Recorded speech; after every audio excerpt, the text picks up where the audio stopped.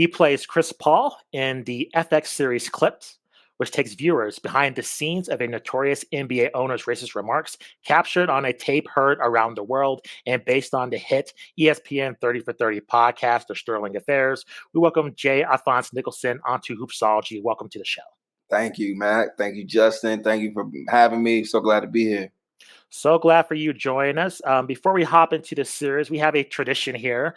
Okay. Our podcast is about basketball culture. We care about the game, WNBA, NBA, globally, everything. Right. And this is your decision on how you want to take this question. So, what was your first basketball memory or your favorite basketball memory? Any way you want to take the question. Nice. My first basketball memory, or my favorite basketball memory, rather, is when my mom took me to see the Chicago Bulls play the Charlotte Hornets. And this is probably, I would say, like 95, 96, around that time. And so being able to see Jordan, being able to see Muggsy Bogues, all these great players. And it was really cool. Obviously, I was a huge Jordan fan then, too, growing up. But I grew up in North Carolina. So Jordan was always a legend there. And then my brother went to UNC Chapel Hill, so you get to see all the kind of Jordan paraphernalia, all the things. But seeing him play for the Bulls is a really cool memory that I have. One of my first two, I would say. So, since you have those memories, what was it like actually getting this role for Clipped? I mean, you're playing an NBA legend. Chris Paul's going to be in the Hall of Fame someday. Yeah. So, what was that call like in terms of landing this role? And you're playing a superstar and portraying this important story within the history of the NBA. Incredible feeling, man. Of course, another North Carolina legend, right? I'll say North Carolina. We got a few legends from Steph to Jordan to CP3. Man, they're coming out, And so I was grateful to be given a role that is someone I'm familiar with. Someone I grew up seeing from Wake Forest to Charlotte Hornets, New Orleans Pelicans, that whole era, and it came full circle. Our casting director, Alexa Fogel, was one of the first casting directors I auditioned for in New York years and years ago, and didn't get those first couple roles. So it's nice that it's something came back around to me and that it's something so close to home. And although I'm not a basketball player, I haven't played much basketball, I felt very confident about knowing a lot about the culture, knowing a lot about CP3, and knowing that I could portray him in a way that was very believable and honest. And I was looking forward when I got the phone call. I said, okay, I got to go work on my jump shot a little bit. I was glad when they told me I had a stunt double to help make me look good. And so it was just going to be a fun process, man, but also understanding how touching that this story is and understand the seriousness of it, and wanted to make sure I did my due diligence and my research to pay homage not only to CP3, but to, everyone else who was involved in that story as well. Do you find there are any unique challenges just when looking at portraying an athlete or a professional athlete as an actor? For sure. I think because most players have a very distinct and unique way of playing, and CP3 has a very unique style. His shot is very unique. I wanted to be as close to that as possible. I was just talking earlier about his walk. CP3 has a very distinctive walk. True. I call it like an old man North Carolina walk, right? Yeah. Kind of like that walk. He just trots along a little bit. It looks like he's mean. That guy got to be mean just from his walk, right? But then he throws you a smile and it changes everything. And so it's the nuances of that I feel like I knew I wanted to land very carefully. And then some things that, obviously CP3 is a totally different person. We're not going to look exactly alike. Your laugh is not going to be exactly alike. Your mannerisms are going to try to be as spot on as possible. So, and then after a while, you have to kind of clear all that stuff from your head and just tell the story that's in front of you. And know that your practice and your rehearsals and your research, all those things are going to come into play. And so I felt I took care of that character just like I would any character.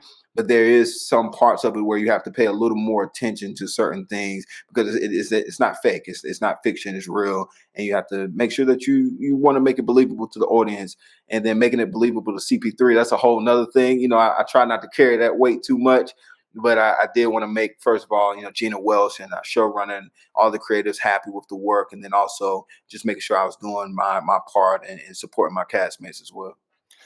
Yeah, it does seem like you mentioned that, and I asked about an athlete and a professional athlete, but to portray a massive public figure and superstar from the NBA. That's got to add an even greater degree of zoom on that microscope on the role, I would imagine. Yeah, for sure, man. It definitely, much love to our team. They really encouraged us to stay away from reaching out too much to the players and reaching out to people, because then there's a lot of opinions that start to happen, and Mm. you don't want your work to be too muddy, So to allow it to be clear for us, we just kind of stuck to what was on the page, understanding that we were telling a story that was documented very well. And although there are, some storylines in there that are a little fiction to kind of help tie things together, you can trust that it's not only going to be very entertaining, but very informative as well, for a lot of people. So, where were you exactly when all this was unfolding in real life regarding this whole Clippers saga? Overall, like your synopsis of this everything going on is a huge change. The Clippers traditionally just a terrible franchise in sports, but Yeah. this with Chris Paul, Blake Griffin, and so on. The run, everything happens in Ballmer. Now they're building a new arena in Los Angeles. What's your impressions of this franchise when you first kind of heard the news, and then when you started portraying this role, that did your opinion of the Clippers as a franchise now changed by participating in this project? Yeah, man. It was 2014, end of 2013, 14 that all this started to kind of pop off. And I was in New York doing my theater grind. I was 24 years old at the time. Didn't have a TV, so I wasn't able to watch all the games and stuff like that. But I knew what was happening, with the culture and of course social media of it all. And for me, um, being an African American in America, it was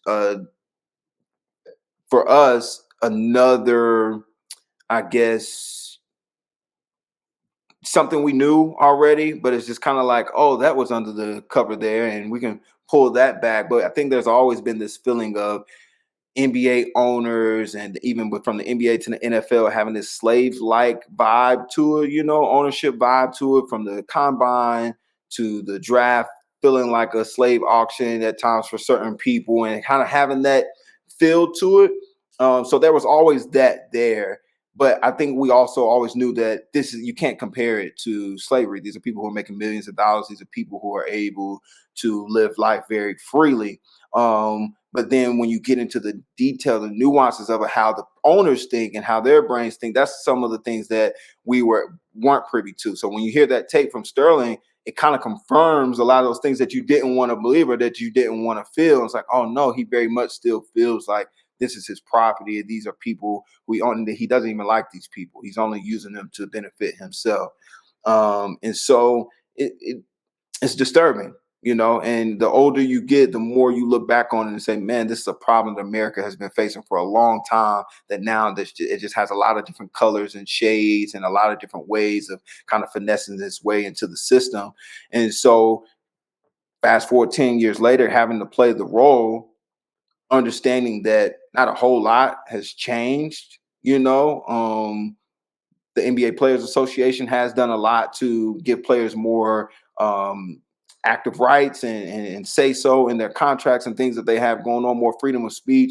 But as far as the mentality of some of the owners, we don't know, because some maybe not have spoken out or anything like that. So I'm hoping this movie starts to do that. I hope this movie sparks those conversations. I hope this movie sparks the conversation of having Black owners and minority owners in the NBA, opening that door to a lot more people, because it only makes sense to have owners and coaches who look like the players that they're coaching to be able to be a part of the NBA, to be a part of that system. And until that changes, it's still going to have that racist connotation that the rest of the world, America has, which is something we've been fighting for a long time to change the narrative of that. And whether that's in sports, school system, prison to pipeline system, there are too many things that you can't just ignore it anymore. And so what Clip has done is brought back a story that maybe people have forgotten about. Maybe people were choosing to ignore it. And now Gina Welsh and her team, and shout out to Hulu and FX, are putting it right in your face and saying, hey, no, this was 10 years ago and people are probably still feeling like this now. Let's have a conversation about it. How can we make sure this doesn't happen again? And how can we make it entertaining as well? Because it's a tough story, and it has a lot of hard conversations that come up, but we were able to put, that's the thing about comedy, right? There's a thin line, that you play with it. And I think we were able to kind of jump to both sides to where it's like, hey, we'll make you laugh, but yeah, we'll make you cry and think a lot as well. And I think we accomplished that here with this film, and I hope it makes a change. I hope with this series, rather, I hope it really does spark those conversations. So I also want to ask you, in the scenes with yourself and not only Lawrence Fishburne, who plays Doc, but the other teammates, just watching the series, it's very obvious that you guys were able to capture the team atmosphere of what an actual NBA team is like. What were kind of the steps to accomplish that? Because it transferred on screen to a viewer standpoint, where when watching it, it looked like you guys were actually like a team. Actually, Yeah. the conversations you were having came very, very naturally in terms of the debates the players were having in terms of whether to play, whether to not, just talking to Doc or just dealing with other issues. That was very transparent. It translated well to on screen. I'm just wondering, how did you accomplish that in terms of getting that continuity to work together? Great question. It starts, I think, with the writing and the show running. So once again, big shout outs to Gina Welsh and her team, and Brad Simpson and everyone who were involved, and Divine, Zane Divine, all of our producers and writers. I think did a lot of research into what they put on the page, and so the writing felt very seamless, felt very easy to come off your tongue, and as long as you were breathing and believing, as I like to say, it came off very. The work was easy to a certain extent. You just had to make sure you were prepared. Basketball of it all was like, probably a little more of the tougher part and longer days, and you know a lot of us aren't in our 20s portraying these characters when they're late 20, so you're a little older, try to run up and down that court, and keep your body and endurance together, the stamina of it all. But it was fun, man. We started maybe 3 weeks before we started shooting, having these little mini basketball camps.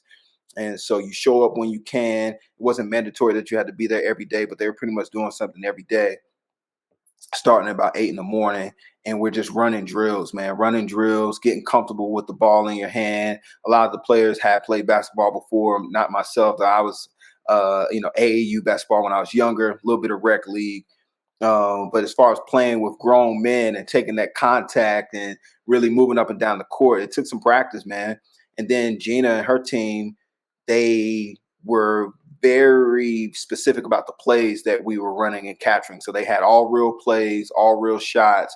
And so that became much like a choreography almost, to where we had to kind of rotate and practice those plays multiple times. And then we had some great stunt doubles who came in there and made it look top tier. And so, I threw a couple alley oops. I took a couple shots, but for the ones I didn't make, for the alley oops, I couldn't make look as clean. They would tag in my stunt double, and he'd come in there. And those days were long, man. We would shoot pretty much all day doing that basketball stuff. And so they would have to hire a masseuse on set and make sure everybody is getting iced up and getting the things that you need to push through to the next day. So it's a wonderful thing to experience, what these basketball players experience on a daily basis, weekly basis. But when you put it in a TV show, it's like, man, they probably don't play all day though. They probably, they probably don't get, on the court as much as we are today. So it was fun, but tiring at the same time. And seeing it on screen, I feel like it translated really well. And then there's a lot of special effects. The special effects team made this stuff look incredible. These stadiums are not full of people. We only, it's not what it seems like when the TV magic of it all is really cool. So when you see it on screen, I feel like we were really there. I feel like we were really playing in these environments. And so kudos to the team. And it was a lot of fun doing it. Man, that's so cool to hear about everything, all the effort and extra work that goes on behind the scenes and even before filming starts to get you guys ready. I mean, I think it really speaks to um, this idea of just honoring the story that you're telling, that you alluded to earlier. So I think people are really going to dig this. I wanted to ask how you think Clippers fans specifically will feel, watching this story unfold. Do you think this is going to be big time cathartic for Clippers fans specifically, or how do you think they'll react to this? Well, I think if the Clippers would have made it to the second round, they would have made it a little further in the playoffs. They would have They were probably, it would have been a past time, man. We're past that. We're winners now. Mm, But unfortunately, they're kind of in the same predicament that they were then now, where they're sitting at home and it's hard to push through. And so for them, it's gonna be a little sore spot, you mm. know.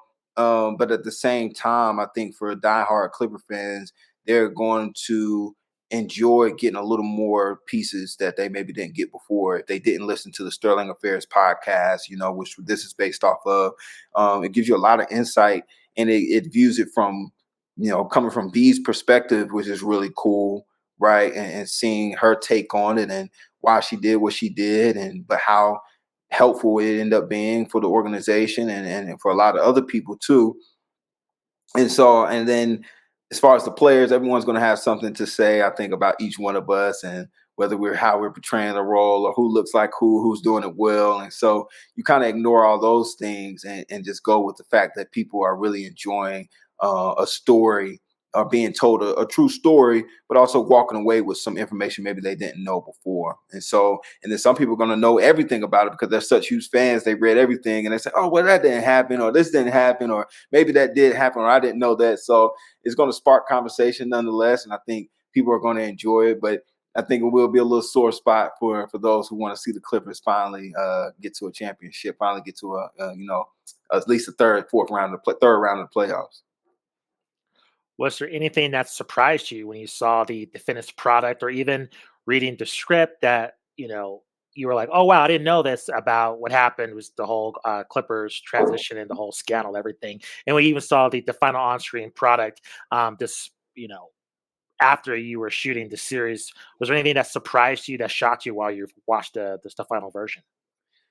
I think just how authentic it looks, man, how real it looks. It was very, because when you're shooting it, it's very technical, Yeah. and you're doing things to get it right for the camera. And so um less surprised and more just excited and ecstatic about how it all turned out. And I knew it was going to be good. And then sometimes it exceeds your expectations. So it's better than what I even could imagine.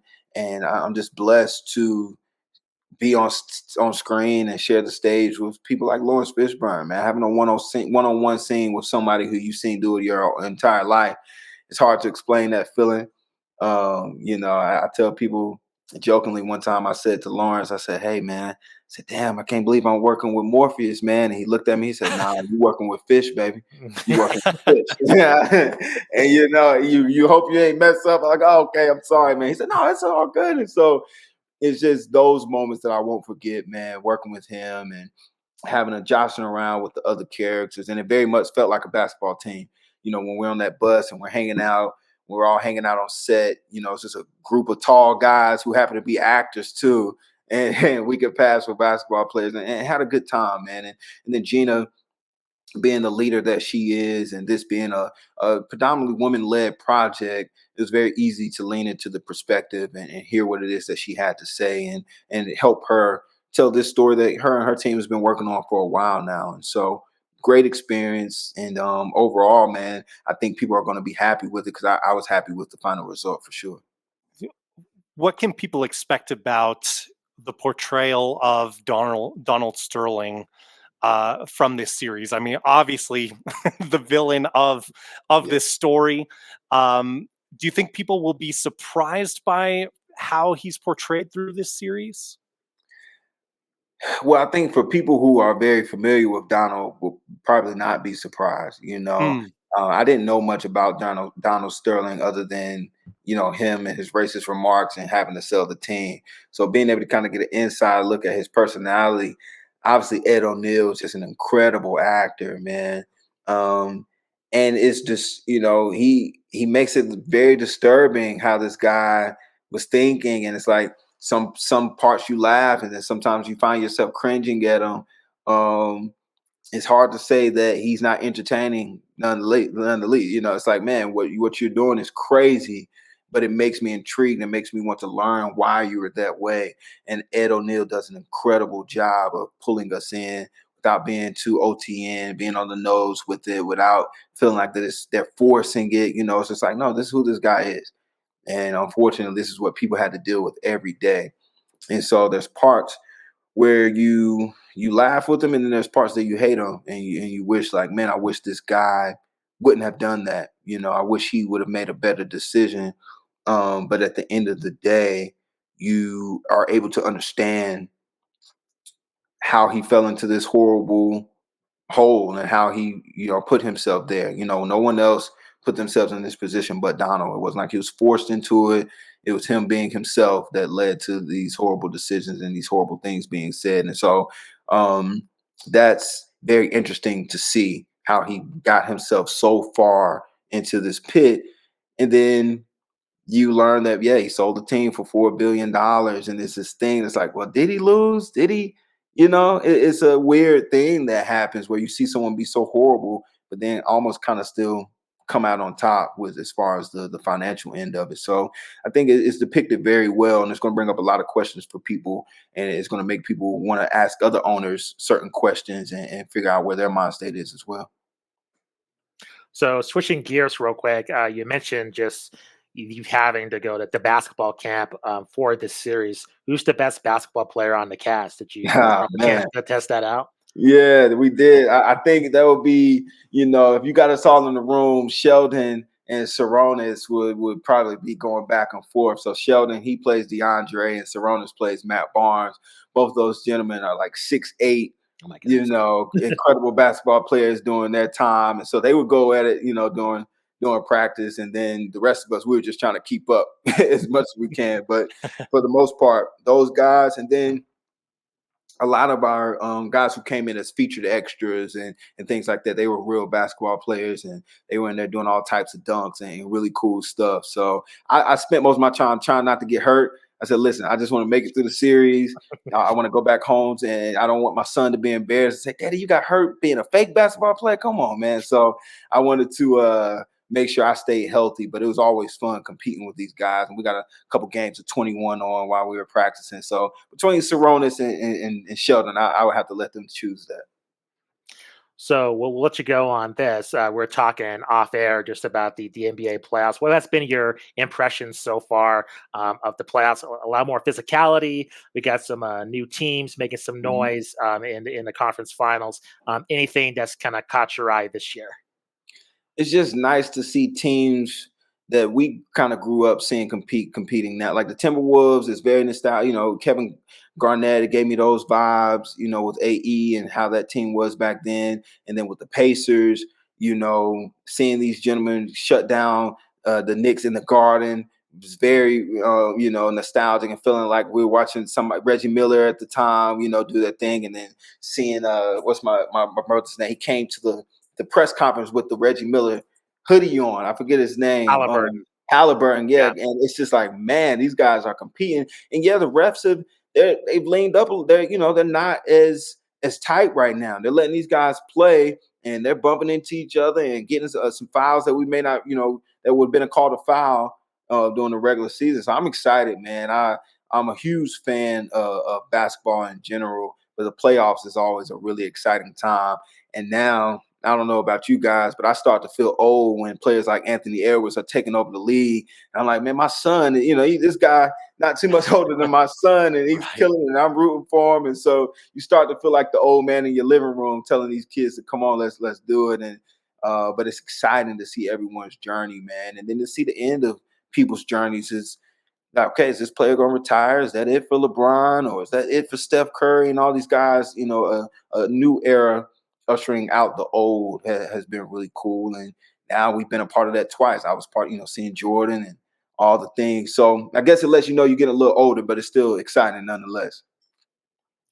Yeah, it's weird just seeing, when you're younger, like you look up to, different Right. athletes that really influence you, but it's just weird to have different you're alive through all these different eras, and all of a sudden time passes on and you're seeing all these new rookies that they're like way Yeah. younger, but they're Way awesome as younger. well. Yeah. It's a Yeah. trip to see. It Um, is. Well, I yeah, think too, like understanding now that, we've been through our 20s and Right. having that like context to apply that to, wow, this is like Anthony Edwards, 22 years old doing what he's doing. Jesus I Christ. think back to when I was 22, like, oh my Yeah. goodness, imagine Yeah. having like that power and talent right. back then and fame Correct. And beyond that. respecting how mature he is, right? Because I'm Right. looking at like, man, 22, being that type of leader and having the Michael S. Kobe-esque all things about you, man.